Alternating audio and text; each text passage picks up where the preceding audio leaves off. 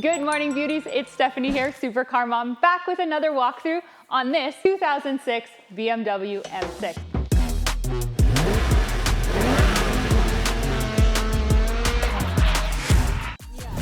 I'm the baddest chick. I'm not a thick. I'm about my business. Show a money clip. Joining me today is Lucas. What's up, guys? I figured he had a ton of stories that he can share about all of the trouble he's been in with this car, so I figured I'd bring you on to... So, like the R8, Steph and I both, our first real supercar was an R8, but before that, we were BMW fanatics. We were definitely BMW fanatics. My first car that I ever actually got, like that wasn't just like a cheap high school thing, was a BMW 35 Xi. It was a 335. Yeah. I thought it was a 330. That's super cool. It was a 330. It wasn't a 335 Never mind. Xi. As you guys can tell, I have zero car knowledge. I know how to drive them and destroy them. That's about it. And before my supercar experience, or all of my supercars, I had a 335 Cabrio. This car is especially nostalgic to me because this is black sapphire metallic, which is the exact same color as my last BMW. Actually, both my BMWs were black. So this is really special to me because the first time I saw it, I was like, oh my God, it's the same color as like literally my favorite car that I had ever owned before the supercar stuff. So, and I actually wanted this car. Originally, I was looking for an M5 before buying this car. So this is the oldest car that we have together, I guess, in the fleet. This car I've had for almost 3 years now. When I used to live in Windsor, there was a guy with an E60 M5 and he had straight piped it. And what's the blue color that's the darker blue? Okay, that's Midnight surprising. something or other. Midnight Yes. something. I might have made that up. He had that car and he had it straight piped and it was super loud. It was so obnoxious and I absolutely loved that. I was always in my head that I was gonna get an M5. Around the time when I could start to seriously look at one or afford one, I found this, which was obviously an M6, which out of the E60 series is the more rare of the two. I think you see a lot more M5s around. Oh, for sure, yeah. The ones that haven't been destroyed because of the rod bearings. Fair. But the M6s were a lot more rare and they were a lot more expensive. So I ended up finding this model, which the guy had. He was a military guy. He'd taken great care of it, unlike myself. And he had it for many years. So it was a great deal. Ended up driving up to Ottawa with my brother, pick it up. I love that. And then we have it here. So we'll walk you around the car, maybe some of the non-mods, but some interesting stuff, maybe some stories, something like that. This thing is a 5-liter, 507 horsepower stock V10. 507 horsepower is pretty darn close to both of our Lambos in terms of horsepower. The thing flies. So this car actually, 0 to 60, kind of sucks. It doesn't suck, it's still fast. And the way that this delivers power is really interesting. Like the back wheels are always spinning in this car, first, second, and third. It'll just be... But the crazy thing is the 100 to 200 time on this car is actually faster than every car that we own. Even the Porsche that was tuned with stage 2 and exhaust and everything, this car is 100 to 200 times stock is faster, which is crazy. It's one of the fastest, like, it competes with supercars all day long in the 100 to 200. It is so much fun. So I can go through a couple little things, some little weird defects and stuff. This got busted off when so I wrapped it 2 years ago. I had it wrapped for about 3 months. A buddy of ours, Cadeau, from Rapture, did this in what would be, what's the blue color? It's pretty darn close to the Laguna Seca blue. Laguna Seca blue. Yeah, it's like a really like vibrant, really cool blue color. That's the one. So there's remnants of wrap all over this thing because we just tore it off within a couple months after putting it on. But the day that we tore the wrap off, I didn't close my hood all the way and we ended up going out for a little cruise. There were a few cars. One guy had the Shelby GT. It was the sick Roush tuned one. Oh, cool, okay. Roush. Yeah, Roush. So anyways, he had it tuned and I was following him and we were like going down the 401 and I topped this out that day and I didn't realize that the hood latch was not latched all the way and air was channeling through and it actually pulled both my grills out. So the grills that are on here are actually a mismatched fit. They don't even fit properly. Probably adds a few horsepower for sure. And my plate, I used to have a front plate. That day it got spun off and yeah, so I always wondered what the heck that was. We got to our destination and it was like flipped down and bent. So I was like, plus who rolls front plates anyways? It is on Firehawks. No idea what size. I think they're 20s. So these are actually a summer tire. They are the sketchiest tires I've ever driven on. Yeah. Those are 19s. And the first year that I had it, I actually did an entire winter on fronts and rears on Firehawks.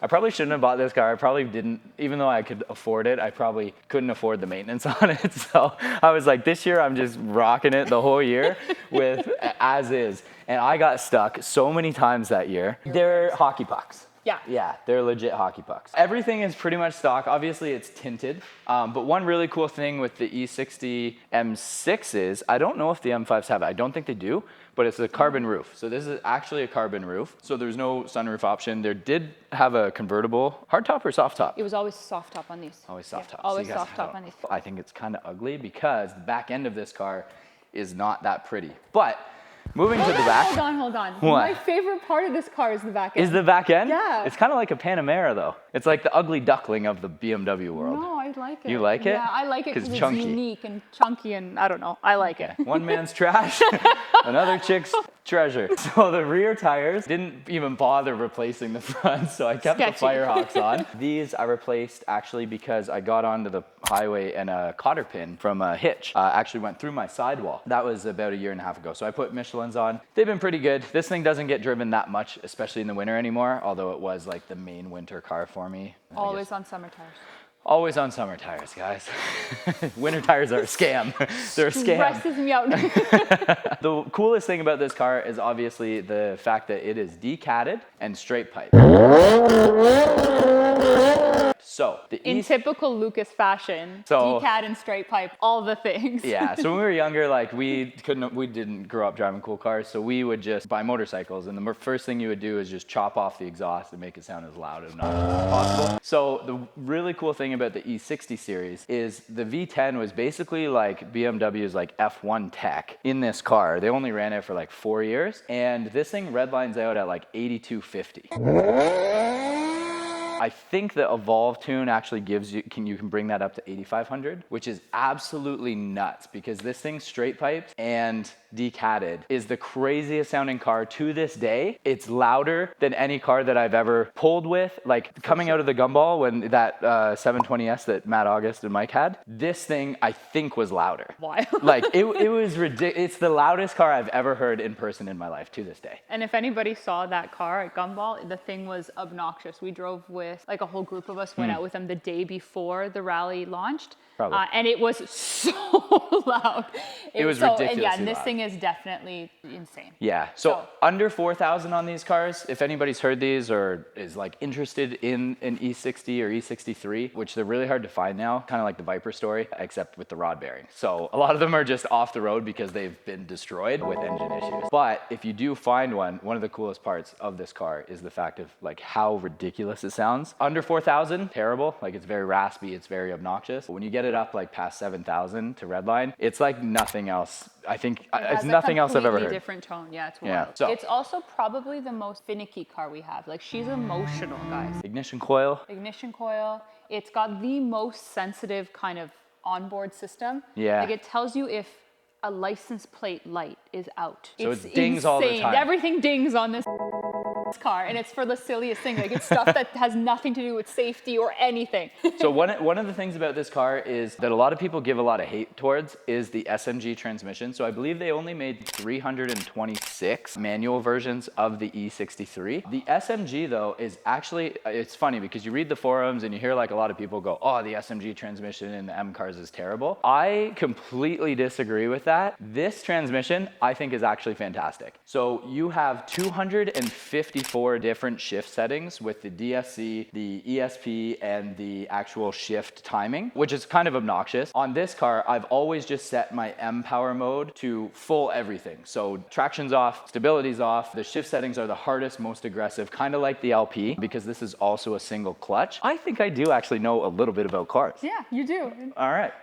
I'm just sitting here listening to you. You're just going off. I like it. Thanks, babe. So what's really cool though, this clutch that is in this car is the exact same clutch that's in the manual. So when people are like, oh, the manual is so much better, whatever, if you drive this car like you're driving a manual, so let's say, for example, you want to crack a downshift. If you blip the throttle just like you would rev match on an actual manual clutch, this thing will match perfectly for you. If you drive this car like an automatic, you will hate your life because in that mode, it is actually a terrible transmission. It's absolutely awful. But if you treat it like an actual manual, it's absolutely fantastic. Also, not driving in an M mode sucks. However you have it set up, there's like 1,000 different combinations, like he said, that you can set it up and customize it for performance. Max everything and driving it in with paddles is by far the best. Max out all the things and you'll be happy. So something that is really cool about the clutch as well, if you are in drive setting, so it's single clutch, so it's not gonna roll when you let off the gas, but if you do these like little kind of baby blips on the throttle, and you do like 1, 2, 3, and then you mat it, it'll actually clutch dump just like a manual. I actually didn't know that. I'm definitely trying that as soon as the roads are dry. That's why I always do those full red line pulls. That's what I do. I just go whop, whop, whop.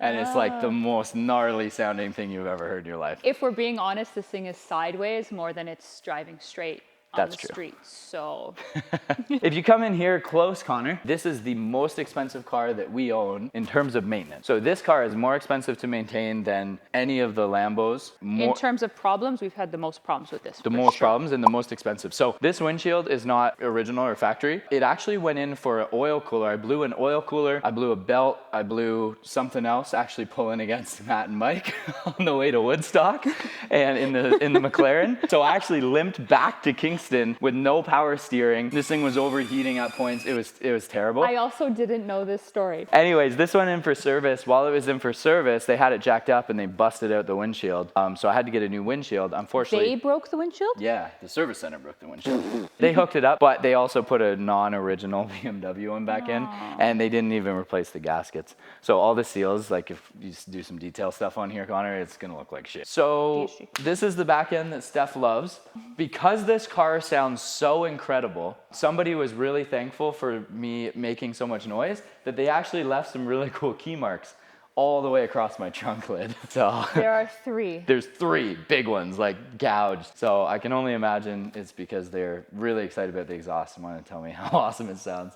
Other than that, backlights are tinted. And then this is pretty bad. Check this out, Connor. Because I just chopped, if you look under here, there's like, it's just a straight pipe from the manifold back. Like it's just one piece of pipe. I did it as cheap and as fast as possible. Sounds right. I think it cost $200. Oh my God. And so I was like, the guy was like, do you want us to chop your old tips off or do you want to keep them? I was like, no, if I ever sell the car, no one's going to want it like this. So keep the old exhaust. So I ordered these Amazon like carbon Acropovic ones. They're not. Is that what they're supposed to look like? Yeah, they're supposed to be. They had a sticker here that melted off and now they're just rusted out. So those basically are supposed to look like the tips that I have on the Huracan. yeah, they're supposed to look just like the Huracan tips. I think they were pretty close. The look of it When I first got gonna them. melt and the resin is going to Apparently it's not real carbon. Mud. Oh my goodness. Yeah, no, this is actually part of the exhaust. That's the actual unit there. And it rattles now like that's actually my exhaust tips. And it rattles. Hear that? You want to talk about interior? Oh, don't look in there. It's actually not bad in here. Oh, I think I just broke something. Probably blew up the bottle of oil back there. Oh yeah. Is there bottle oil? There was. Okay. Oil. Yeah, this thing burns oil. This thing burns oil. Yeah, interior in this is actually really well appointed. Like the other cars, it's fully leather wrapped. So like every surface is leather wrapped. It has an Alcantara roof liner. Overall, it's a little bit dated. Obviously here, you've got this like wood paneled trim, which you had the same thing in yours? No, I had the brushed aluminum. Oh, okay. But the problem with the brushed aluminum is that you drop anything on it, it gets dented instantly. So mine looked like crap like 2 years in. So I had wrapped it all with that carbon vinyl stuff. I had all the panels pull off and I spent a couple weeks in the middle of the winter while the car was stored doing it. One other thing that's absolutely terrible about every single one of this generation of BMW, like not just the M's, but all of them, is the iDrive system.